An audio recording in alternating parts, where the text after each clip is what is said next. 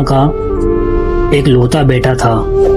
باپ کے انتقال کے بعد ماں نے بڑی مشکل سے اسے پالا تھا، خود بھوکی رہ کر اسے کھانا کھلایا تھا، اپنی ہر خوشی قربان کر دی تھی صرف احمد کی خاطر۔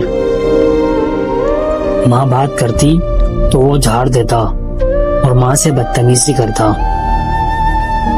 ایک دن اس نے غصے میں کہہ دیا، ماں آپ تو ہر وقت اتنا کیوں بولتی رہتی ہیں؟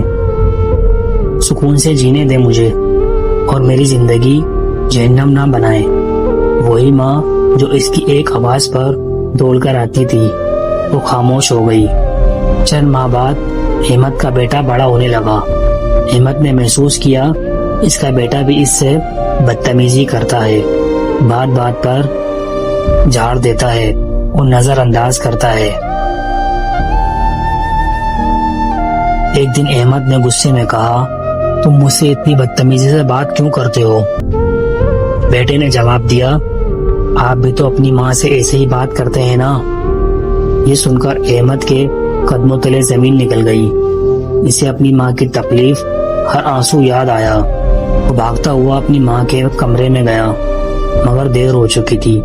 وہ ماں خاموشی سے اس دنیا سے جا چکی تھی اور احمد کے ہاتھ میں صرف پچھتاوا رہ گیا تھا۔